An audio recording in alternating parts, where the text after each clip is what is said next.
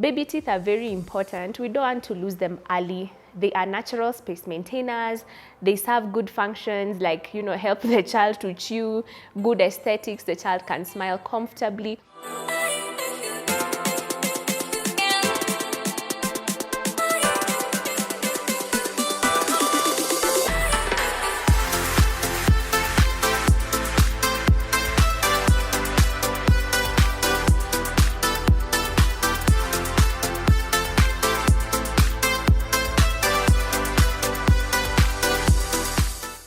Hello guys, Dr. Kendi here and welcome back to another episode of My Oral Health Diaries.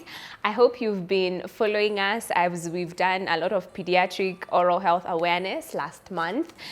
Today's video really is what we had to do as a kind of follow-up on what we were discussing last month. I know February is over, but wacha tu tumalize because we can't leave our viewers hanging and we can't leave us with all these questions. So what most people have been asking is, yes, we want to prevent decay, but what if the child already has decay? So today we are going to be focusing on management of dental caries in children. So I'm just going to do like an overview of what happens just in case a child has developed decay. So on our last video, we said that when a child develops a cavity or decay or dental caries, the most obvious thing is that there's going to be pain and there may be a visible hole on the tooth. So when you come to the dentist, of course, the dentist is going to assess first and check the extent of the cavitation. So I'm going to go progressively from the tiniest cavity that may just be on the surface or only on the enamel. Most of the time for such lesions, what we do is apply a topical fluoride, a special type of topical fluoride to stop progression of decay. When decay is still in the enamel, it's very good news because then that would even mean that the child has not maybe even developed symptoms. But if we find it, if we catch it at that point, then we apply this fluoride. A demerit to this fluoride is that it makes the tooth change color a bit, but it's a good thing especially for children because it is not painful.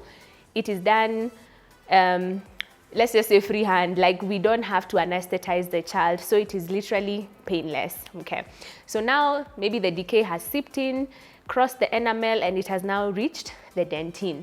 So for children, we normally want to assess, of course, their symptoms, and we use a special instrument to kind of check where the cavity is reaching. So now, if the child presents to the clinic with a cavity or decay that has already crossed the enamel and gone maybe into the dentine, then the next possible treatment to give the child would be a filling.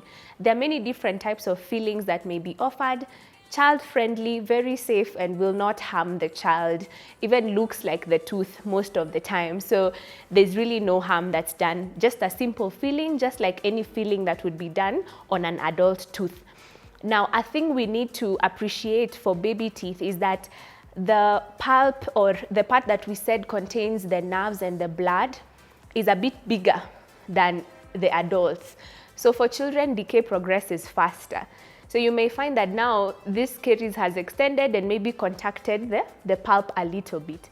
So if it hasn't caused very severe symptoms like a random pain or an abscess, things like that, then your dentist may tell you that they would like to do something we call a pulpotomy.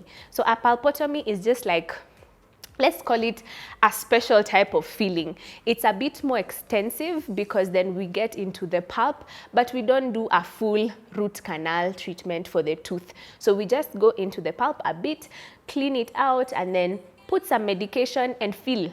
So it's similar to a filling, but just a bit more extensive. So your dentist may refer to it as a pulpotomy.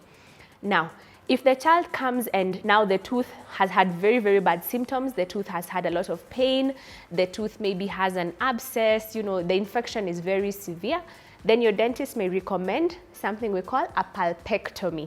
So now this is just dentistry terms, would be a root canal for children. Now, most parents would want to argue with us and tell us, this is a baby tooth, no root canal, but we would like to assure you that it's actually safe. Baby teeth are very important. We don't want to lose them early. They are natural space maintainers.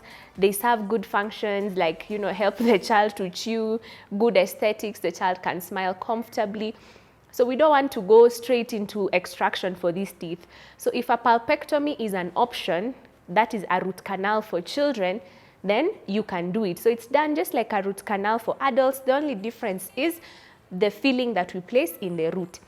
Very safe, and the tooth is actually just going to exfoliate or come out on its own naturally. The last mode of treatment for a carious tooth for a child, unfortunately, is extraction. Now, extraction is still treatment. It may not be the best treatment. We don't want to keep offering it. But at some point, if it's very severe, the tooth is unrestorable, then we may advise that we extract the tooth. What I would like for us to know is that whenever a child gets an extraction done, it's good that your dentist has evaluated and seen how far the next tooth is, because then if it's very far away, the dentist would have to plan to do something we call a space maintainer.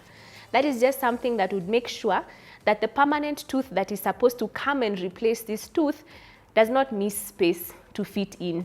So extractions in children should not just be done without a plan. Yes, it is treatment, but let's not do it without a plan. So dear parents and viewers of My Oral Health Diaries, you've been wondering, Sasa, Doctor is just talking about prevention. What if decay has already happened? It can still be managed. You just need to go and seek out the treatment. Thank you for joining me on this week's episode of My Oral Health Diaries. Of course, a quick follow-up on our Pediatric Oral Health Awareness Month. Thank you for everyone who's followed us on this journey. I hope you've done something for your child, something special this month, maybe taken them for checkup, or just, had their teeth fixed or something. It would be nice that, you share even with us if you would like to. We would really appreciate that. But we really appreciate your support. Kindly keep liking, sharing, and subscribing to the channel. And let's keep learning together. We can make a difference in oral health care. Thank you so much. I'll see you again next time. I'm gonna start. And following. So, ready. Bye bye. See you.